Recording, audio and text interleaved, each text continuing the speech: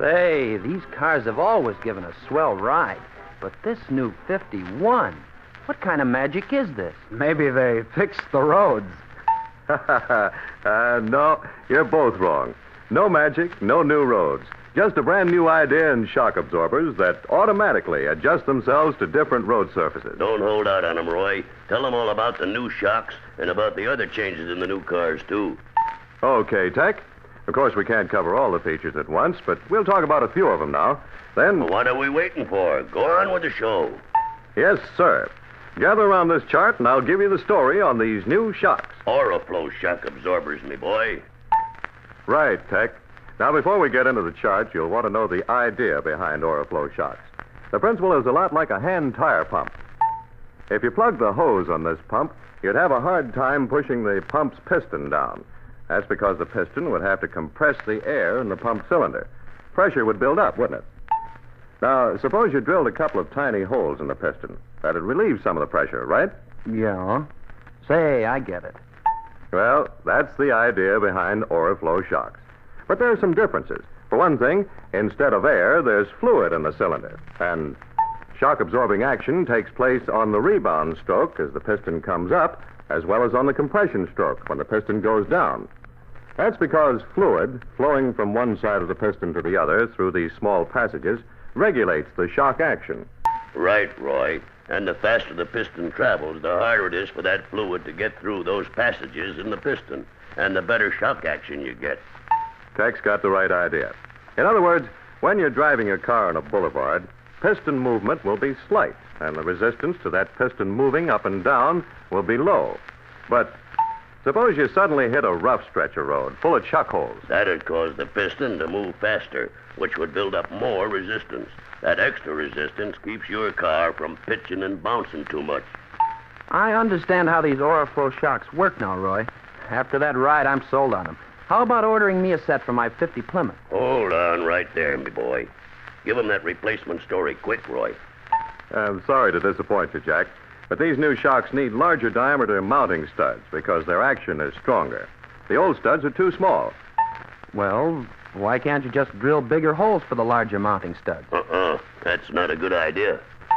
Tech's right. Making those holes larger would weaken the parts. Actually, you'd have to replace the parts, such as the upper control arm at the front, with heavier parts used with Oriflow shocks. What about repairing these shocks, Tech? No can do, Jack. You have to replace the whole unit, just like the ones we've been using. What's the best check to see if these new Oriflow shocks are working okay, Roy? A road test is the only way, Fred, but make sure you give the car a fair test. Drive it over a very rough road to test resistance under high piston speed. Then drive it over a smooth stretch of road to test control under lower piston speed. How about testing shocks by hand, Roy? You know, moving the cylinder in and out like we did with the old type shock? Well, that test doesn't work so good with these new Oriflow shocks, Fred. It's hard to build up enough piston speed to make the test. With this Oriflow shock, you'd get very little resistance from pumping it by hand. This lack of resistance might lead you to believe the shock was faulty when actually it was okay. Say, Roy, hadn't we better tell him about bleeding the air out of these shocks? Right, Tech. You always want to bleed these shocks just before installing them on a car, so they'll operate right away. Here's how you do it. Hold the shock absorber upright and extend it to its fully open position. Then turn the shock upside down and close it to its shortest possible length. You better do this a couple or 3 times to make sure you get all the air out. And don't extend the shock in the upside-down position. If you do, you'll refill the cylinder tube with air. That's a good point, Tech. Well, that's the story on these new shocks. Now, let's take a look at what's new in the hydraulically operated transmission. We can use that car over there. You heard what the man said, fellas. Let's go over and take a look. Say, I see they've moved the interrupter switch. Right, Fred. That's been moved to give better performance. The direct speed piston has been changed, too. There's a brand new way of operating the interrupter switch. Now, first, let me tell you what this piston looks like, so you won't be surprised the first time you take a new transmission down. Then I'll tell you how it works. First off, you'll find that the piston is shorter than it was. That's because the ramp on the piston skirt, which used to operate the interrupter switch, has been eliminated. In place of that piston ramp, a hardened steel sleeve, almost 3 inches long, has been added to the rear face of the piston.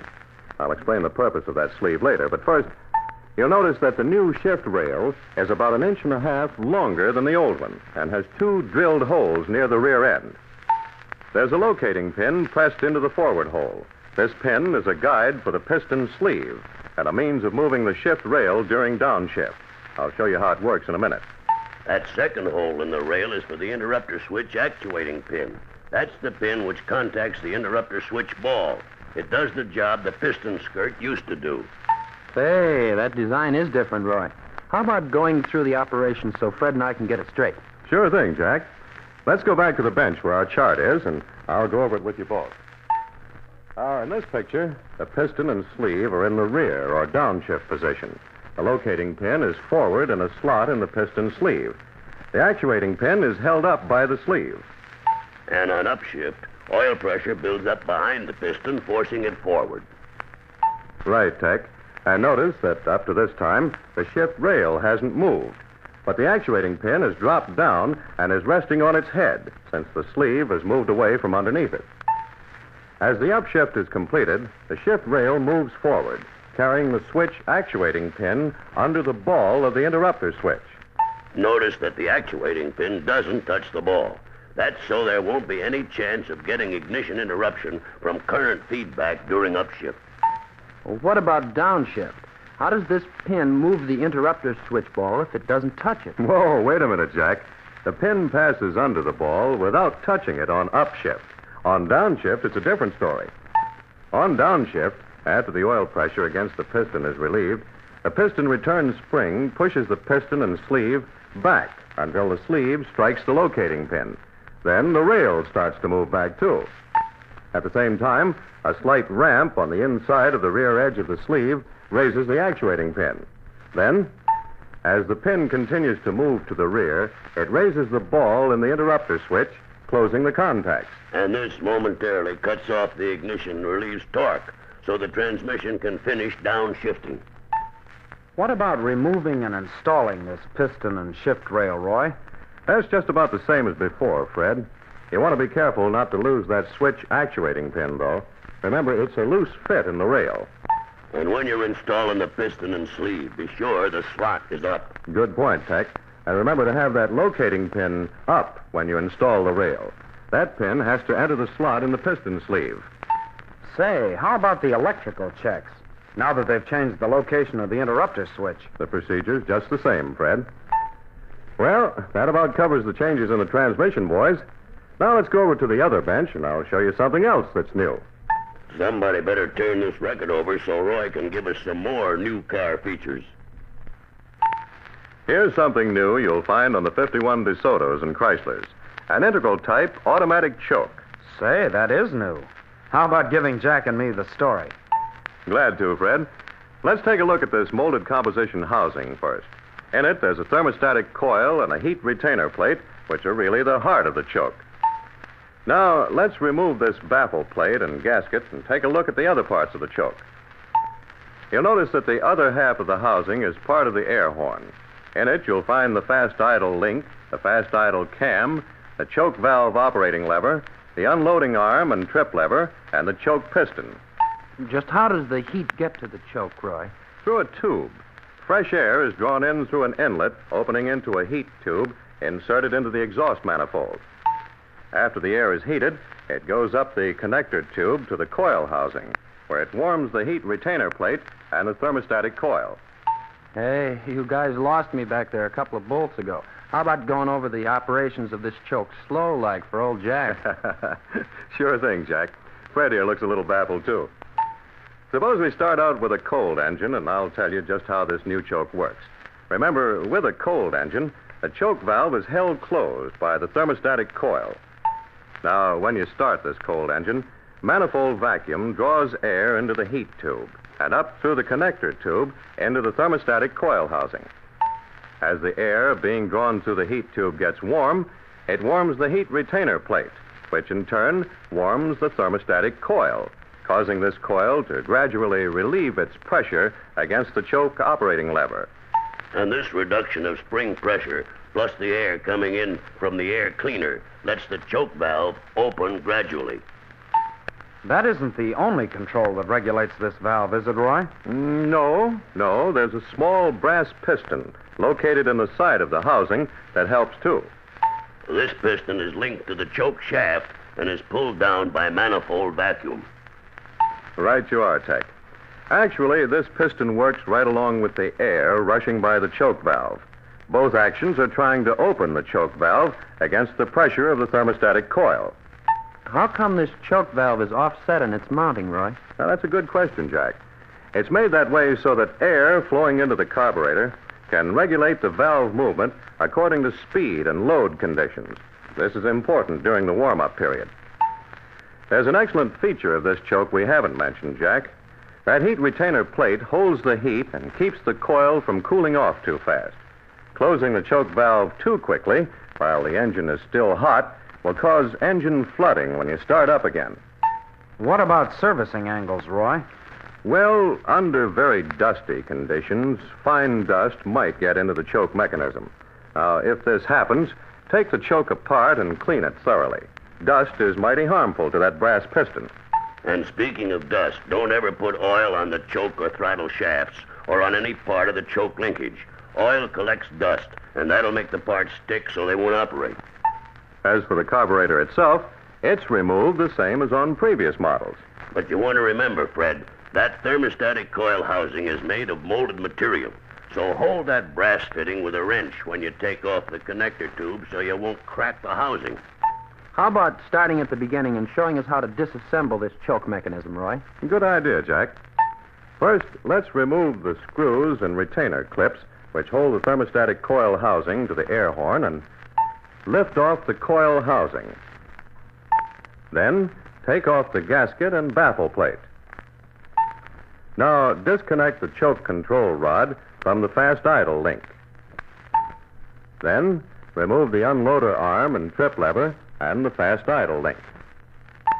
Then, take out the choke valve screws and lift out the choke valve. And remember, men, those screws are staked to keep them from backing out.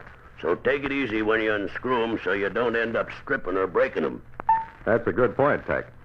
Now, let's rotate the choke shaft counterclockwise and push in on the fast idle cam. This will disengage the choke piston from its cylinder. Then you can pull the shaft, piston, and fast idle cam out of the air horn. Now, unhook the fast idle cam spring from the choke shaft lever and slide the cam and spring off. Finish the disassembly of the choke by removing the piston pin and separating the piston from the link. Well, right here, you better tell them about removing that heat retainer and coil from the housing, Roy. Well, that's easy, Tech. You just tap the housing against the heel of your hand, and it'll come right out. And that coil doesn't come off the heat retainer plate, so don't try to separate them. Hey, that's right. The coil housing with the heat retainer plate and the thermostatic coil is serviced as a complete unit. Well, that about covers the operation and disassembly of the automatic choke. Suppose you put it together, Jack, right up to where you put on the baffle plate. Then I'll take over from there. Hey, that's good, Jack. Now, before we put on this baffle plate, let me show you how to make the fast idle adjustment. Let's start out by backing off this idle speed adjusting screw until it clears the stop lug on the throttle body. Then turn the carburetor over. Be sure the choke valve is closed. Now hold the throttle valve in the closed position with the throttle lever. You should be able to slide an 18,000ths wire gauge between the throttle valve and the bore of the throttle body opposite the idle port. And if the gauge won't go, you'll have to bend the lower end of the choke connector rod to get the right clearance. Bend it up to reduce the clearance and down for more clearance. And now we got to make the unloader adjustment. Right, Tech. That's what lets you open the choke valve and clear out the manifold if the engine gets over-choked. First, you hold the choke valve closed and open the throttle valve wide open. In this position, the choke valve should be open enough so you can put a 5/32 inch drill between the short side of the choke valve and the air horn. What do you do if this 5/32 drill won't fit, Roy? Well, that means you'll have to bend the unloader arm. You bend it down for more clearance and up for less. Now, go ahead with the job, Jack. Hold that choke valve shut and put on the baffle plate and new gasket. And be sure that baffle plate is centered on the pin in the housing and allows full travel of the choke operating lever. Now put the coil housing in place with the indication mark straight down. Then slowly turn it counterclockwise until the mark on the housing is in line with the center index mark on the air horn. Then tighten the retaining screws. Now, don't pay any attention to those graduation marks on the air horn. Just line up the center mark with the mark on the coil housing like Roy said. You don't have to adjust this choke for altitude or seasonal changes.